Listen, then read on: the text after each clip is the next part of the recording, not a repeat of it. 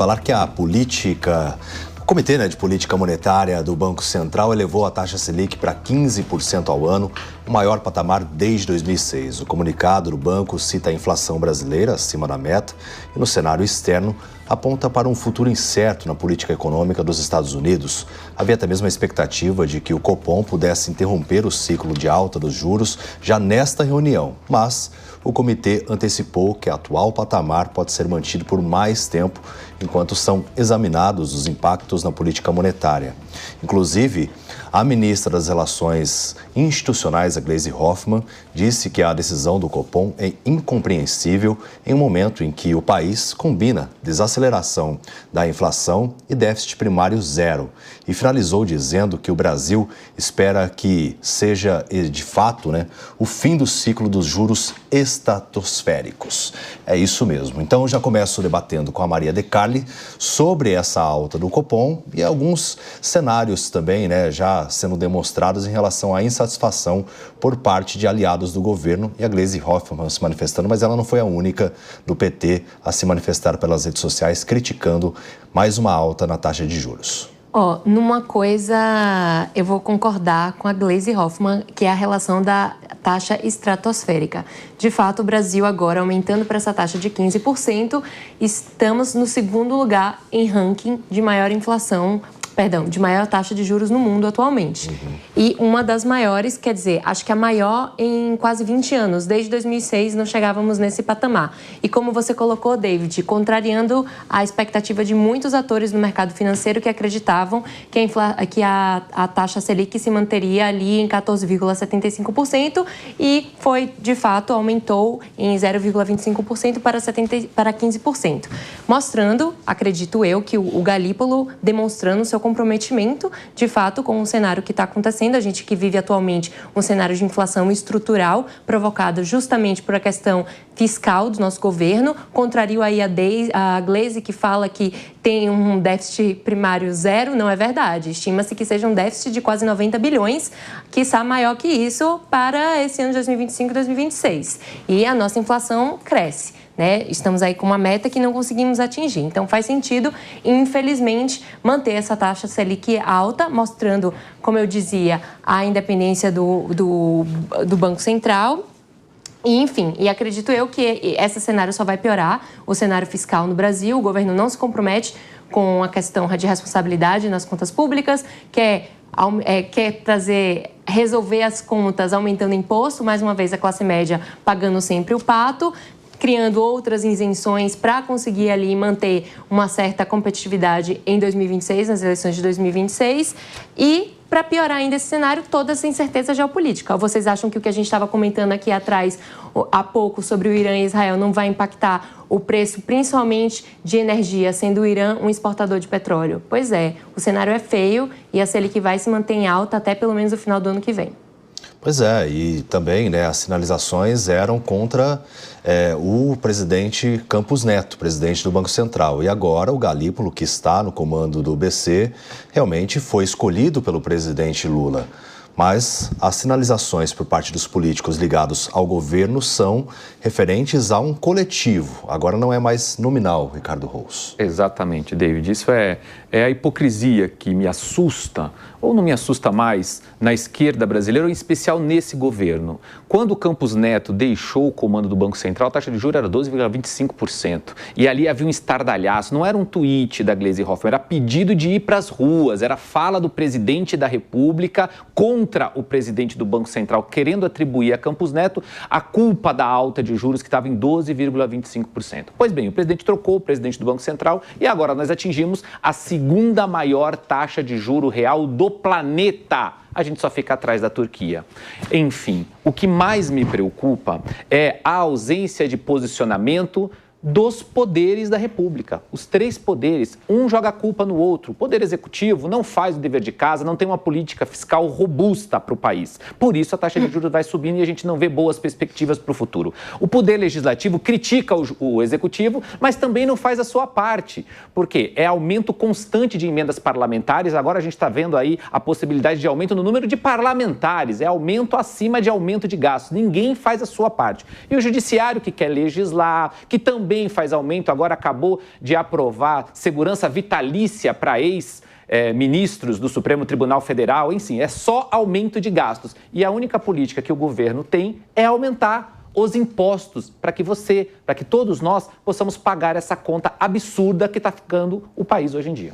Mais aumento de impostos a gente não vai ter nos próximos dias, porque o ministro da Fazenda, Fernando Haddad, está de férias. Inclusive, foi muito criticado porque os parlamentares tiram férias em julho e ele antecipou as férias dele para agora. Qual a sua interpretação, Ellen? Bom, eu entendo, eu tive com o Galípolo faz uns 15 dias e a leitura de cenário que ele fazia do Brasil naquele momento era, assim, apontava para zero surpresas para o resultado da reunião do Copom. Era um cenário macroeconômico ainda muito instável. E quando a Gleisi diz, olha, a gente está num momento, como que houve mais um aumento se está numa estabilidade? Mas o que, pelo menos ali a leitura que o Galípolo fazia, por exemplo, a gente não sentiu ainda concretamente ou não totalmente os impactos do crédito consignado que o governo está dando. E isso é um grande aquecimento da economia. Então, tudo isso são efeitos que vão seguir impactando a nossa economia no médio prazo. Não dá para você simplesmente parar com o aumento na taxa Selic, ou pelo menos fazer uma redução na taxa Selic, se o cenário macroeconômico ainda é muito instável, se ainda há uma previsão de um superaquecimento econômico. Então, o que ele apontava é o que a gente chama no mercado de high for longer, né? Ou seja, manter um patamar mais restritivo dessas taxas por um tempo maior, para que você possa calibrar a situação econômica do país. Então, não me pareceu uma grande surpresa. Agora, do outro lado que eu olho, os dois lados do balcão que eu atuo ali, de quem apura e de quem está fazendo qualitativa, está com o pulso, sentindo o que a população está entendendo e como é que isso vai impactar na leitura. Me parece que tem uma leitura complicada aqui, que é, sobretudo para o governo, a população não entende essa separação de banco central independente e o executivo é outra coisa, executivo, legislativo, em geral. Sim. A população não sabe o que é isso, né? Então, é difícil você explicar e fazer uma leitura enquanto, de um lado, você teve, de fato, um aumento ali real da renda, né? Você tem uma estabilidade ali no emprego, mas as pessoas sentem dificuldade de acesso a crédito real. Mas o cidadão, no dia a dia, tem uma dificuldade real de fazer um empréstimo ou de pagar os juros do cartão de crédito. São coisas muito difíceis. E para o governo isso é um desafio a mais. Como é que eu explico, então? Olha, e era por isso que o Lula fazia a estratégia lá, né? Isso aqui é culpa do Campos Neto, agora não dá para fazer isso.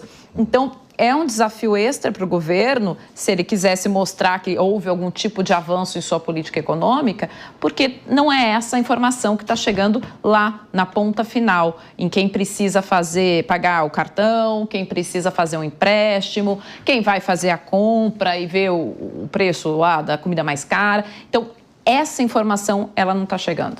Pois é, e a pessoa, né, que não tem um nível tão esclarecido assim, ela vai financiar alguma coisa, faz uma cotação e não consegue ver que é perceptível, que olha, é impossível você fazer um financiamento de qualquer coisa hoje em dia, de um carro, de um imóvel. Então a situação vai ficando cada vez mais complicada porque o brasileiro já está sendo, vamos dizer assim, atingido com a inflação, né, em relação a preços dos alimentos, de diferentes setores também, mas o que mais impacta realmente para as classes mais baixas é o setor de alimentos e as pessoas não conseguem também obtenção de crédito. Bellucci.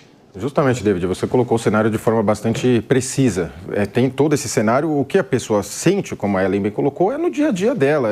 É muito difícil essa separação para a população no geral da classe política. Você tem uma casta política que você vê de vez em quando na mídia tomando decisões, né, os tomadores de decisão, e você aqui embaixo só sente os reflexos e paga a conta. Uma taxa alta de juros, a taxa básica do país, é reflexo de uma economia ruim, de um país desacreditado em termos de mercado financeiro. Como o Rose colocou de forma bastante correta, é uma taxa de juros alta, é país de terceiro mundo, como se dizia antigamente, não tem outro jeito.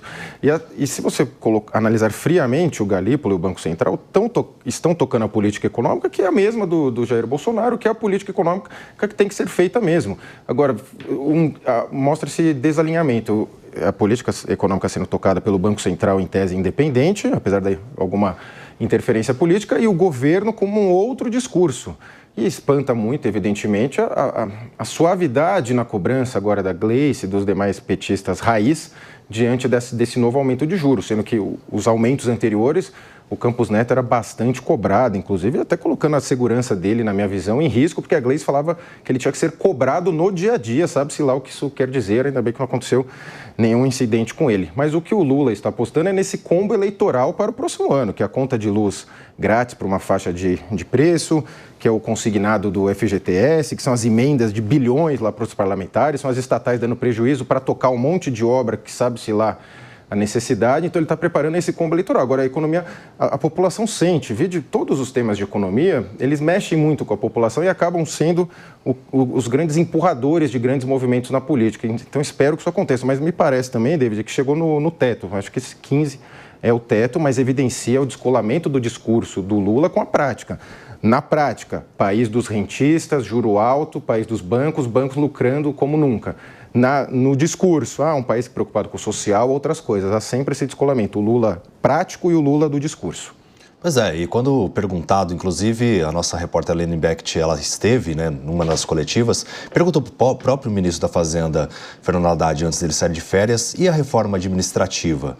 Ele tratou como um fetiche. Não sei por que vocês têm tanto fetiche em relação à reforma administrativa, que é justamente isso que vai reduzir os custos da máquina pública e, dessa forma, mostrar uma sinalização clara ao Banco Central de que, olha, a gente pode baixar os juros porque realmente o governo vai conseguir cortar os gastos. Só que a gente não vê nenhum movimento nesse sentido, só de aumento de impostos, não é mesmo, Maria de Carla? Totalmente. Inclusive, vocês tocaram aqui essa questão da reforma administrativa, a questão do custo, que ninguém quer abrir mão do seu, né? Todo mundo quer ali um pouquinho, mencionando aqui também os super salários do judiciário, é importante demais tocar nisso. E falar aqui que nós temos o segundo mais caro parlamento do mundo.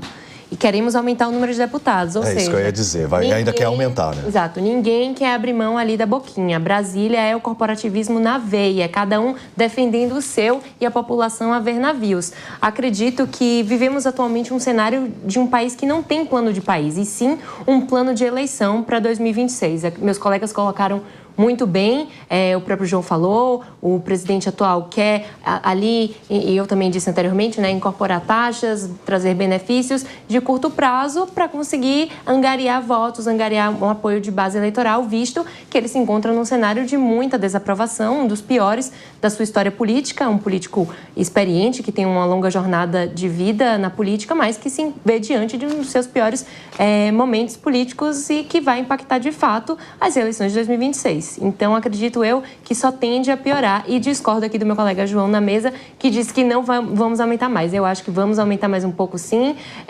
Até estava dando uma olhada aqui nas notícias, o próprio Campos Neto afirmou que ele faria o mesmo que o Galípolo fez hoje em dia. Sim. E mencionar também que é isso, se não tem melhora, se não tem comprometimento do que eu disse, a inflação tem a ver com a questão fiscal. Se não tem comprometimento do governo com isso, não tem por que baixar a Selic. Infelizmente. E é exatamente isso, né, Rosa? É como o Brasil, vamos colocar o Brasil como uma empresa, e ela vai buscar crédito com o banco. O banco vê se você é um bom pagador ou não, se você tem condições também de arcar com aquela dívida que você está contraindo. Visto que você é uma empresa que está já com as contas no vermelho, não tem conseguido ter um superávit e tem a chance de dar um galope e não pagar, porque é isso que é o risco, né? Justamente que o Banco Central equilibra essas contas, você sobe os juros para tentar frear toda essa gastança. E não há sinalização nesse sentido. A única expectativa é, vamos aumentar os impostos. Não tem nenhum movimento em relação a uma possibilidade de enxugar a máquina pública, e dessa maneira a gente vê uma demonstração de queda na taxa de juros. Exatamente, e esse é o nosso grande problema. Não há demonstração de nenhuma política fiscal séria. O governo bate cabeça nesse aspecto. Ora é um caminho, ora é outro caminho, apresenta uma solução, retira essa solução, inclusive no aumento de juros, que é o único pensamento que hoje o governo do presidente Lula busca, é aumentar juros. Foi a questão do IOF, sobe, vem, aí o mercado reage, ele dá um passo para trás, passa mais um dia, busca um outro caminho. Agora você vê que o próprio Congresso já tem um PDL para poder, então, dar uma vetada na MP do IOF. É um desencontro entre os poderes, lembrando que nenhum deles faz a sua parte. O Legislativo também, que critica demais, está numa onda também eleitoral, é bacana vetar o aumento do IOF, que eu também sou a favor de vetar o IOF, porém é bacana eleitoralmente, mas as emendas parlamentares, cerca de mais de 60 bilhões de reais, ninguém abre mão, ninguém mexe, o aumento de deputados completamente desnecessário, atendendo um corporativismo que a Maria colocou muito bem aqui, que existe em Brasília, cada um para si, o povo que se dane, essa é a realidade que hoje nós temos em Brasília. Do outro lado também tem um judiciário gastador que tem dos mais altos salários ali, seus privilégios e suas benesses. E o povo tendo que acordar cada vez mais cedo, cada vez mais que ralar para pagar mais tributo. Só que chega um momento, na curva de Laffer ali, que não dá mais para pagar tributo, que a gente não aguenta, e esse momento está chegando. E se o governo, se o líder do país, que nós não temos um projeto de nação, nós temos um projeto eleitoral, está todo mundo olhando 2026 e o Brasil indo para o brejo, que essa é a realidade. Hoje nós estimamos bem, temos um aumento de investimentos internacionais, porque o mundo também vai mal, não existe uma outra grande economia do porte do Brasil boa para que investidores possam colocar o seu dinheiro, a China está numa condição ruim, a Índia está supervalorizada, resta o Brasil aqui. Então, apesar do governo ruim e fraco que nós temos, a gente ainda tem uma economia que vai crescendo devagarzinho. Ô, Rose, deixa eu só corroborar com uma informação que você está colocando, né? Que você disse, os poderes também não fazem o seu papel e não tem interesse nenhum, tá? Recentemente estava apurando com o presidente da Câmara, Hugo Mota, e aí ele dizia assim, não, eu entendo e ele tem a intenção de se colocar como um jovem presidente, bom articulador, que teria uma pauta mais moderna, uma agenda mais moderna de Brasil. Ele disse, mas se não for iniciativa do Executivo, não dá para a gente do Legislativo pautar uma reforma administrativa. Ou seja, é interessante para todo mundo no ano pré-eleitoral ganhar a sua lasquinha com o seu quinhão ali de eleitores lobistas, né? Aqueles que influenciam direto lá em Brasília nos seus votos. Porque se desse governo, ele disse, desse governo não tem perspectiva de vir uma proposta de reforma, de ajuste. Então não dá para a gente também fazer nisso não dá para fazer essa provocação. Então, nesse empate aí nós vamos continuar. Mas a última palavra nunca é do Executivo, e sim do Legislativo. Inclusive, colocou ali veto em relação à questão da energia, que ficou mais cara, né, Velotti? Pois é, você vê que em termos de reforma administrativa, que é fundamental e absolutamente necessário que se ocorra, a gente tem uma questão envolvendo os próprios órgãos públicos. Se você perguntar em cada órgão público, 100% deles dirão para você que operam com déficit de pessoal e que necessitam de mais contratações e não de enxugamento. Então, e esse lobby ali, principalmente no Senado, no Congresso, ele é muito forte. Então, uma reforma administrativa é muito difícil que ocorra e, se ocorrer, ela vai ser bastante enxugada no final das contas e não vai atingir essa alta prateleira do funcionalato público, nunca será atingida, até porque, no final das contas, por exemplo, o próprio STF, que tem mais de 1.000 funcionários, ele dá a canetada final. Sabe-se lá por que o Supremo precisa de mais de 1.000 funcionários com 11 juízes, mas é o que opera-se na prática. Eles têm vários juízes contratados para fazer as decisões por eles. Enfim, tem essa ideia de como se fosse a corte brasileira, né? Os políticos, o alto funcionalismo público, eles entendem como que o Estado deve servi-los mesmo. Esse é um tema que une conservadores e progressistas, unem todos que estão dentro da máquina pública, que é acharem que merecem todos esses benefícios, como, por exemplo, férias de 60 dias para juízes, e entre outros absurdos. Agora, como o Rose mencionou, segurança vitalícia para ex-juiz do Supremo. Eles usam esses pastéis de vento, né? Ataque às instituições, o ambiente polarizado, cria-se qualquer pastel de vento e fala, precisamos disso, encaixa mais um benefício. E aí é que é o mais legal, eles decidem para eles próprios. Então, esses temas acabam unindo todos os espectros políticos, até porque, por exemplo, o Congresso caberia cobrar isso do Supremo, mas a gente já viu que o Congresso, diante do Supremo, acaba sendo um mero despachante, o David. Claro que a gente não quer desmerecer o trabalho de ninguém, mas existem muitos postos realmente em diferentes setores do governo, não só do executivo, legislativo, judiciário, que realmente se tornam dispensáveis nos dias atuais. Hoje, nós convivemos com inteligência artificial, não que vá substituir tudo, mas existem mecanismos que é possível de se implementar para que a gente tenha mais eficiência nos serviços públicos e dessa maneira também a gente consiga reduzir todos os gastos que a gente vê crescendo cada vez mais. Então, assim, falta onde realmente precisa, faltam policiais, faltam pessoas ligadas à área de saúde, faltam em diferentes setores. E nos setores onde a gente vê pessoas que são dispensáveis para aquela função, a gente não vê nenhum corte, nenhum movimento em relação a isso. Não falta o funcionário para pôr a beca no juiz, esse não falta nunca. Exatamente isso, sabe? É o que eu disse, não quero desmerecer o trabalho de ninguém, mas de apertar um botão do elevador, enfim, a gente vê tantos profissionais que eventualmente podiam estar desempenhando outras funções, não. Estão servindo aqueles que realmente compõem ali as mais diferentes esferas do nosso governo, que vai também encarecendo cada vez mais a máquina pública, Maria de Carli. Pois é, eu estava aqui ouvindo vocês falarem e estudando um pouco sobre a máquina pública municipal e a questão de como funciona a progressão da carreira de professores, por exemplo, como funciona os atendimentos dos médicos do SUS. E assim, acho que a gente pode começar nivelando ali por baixo, né? Passando um raio-x por conta de desempenho, justamente. Temos aqui escolas na cidade de São Paulo com o IDEB pífio, baixíssimo, e com um tipo de avaliação com os professores que não faz jus à carreira. Ou seja, não é por nota que esse professor recebe uma bonificação ou um tipo de progressão. Não, é por tempo em sala de aula. Mesma coisa acontece com o atendimento dos médicos no SUS, que é justamente tempo de atendimento e não por resolução das situações. Ou seja, como é que a gente vai ter um setor público eficiente se a gente não consegue ali na base entender o que dá certo e o que não dá certo? Então você tem uma máquina pública extremamente inchada, com pessoas que gostam assim, ficam por lá porque não tem nenhum tipo de punição, não tem nenhum tipo de bonificação, então não tem nem incentivo para você ser um bom profissional e você não tem nenhum tipo de punição se você é um mau profissional. É isso. Exatamente, a métrica não existe em muitos setores.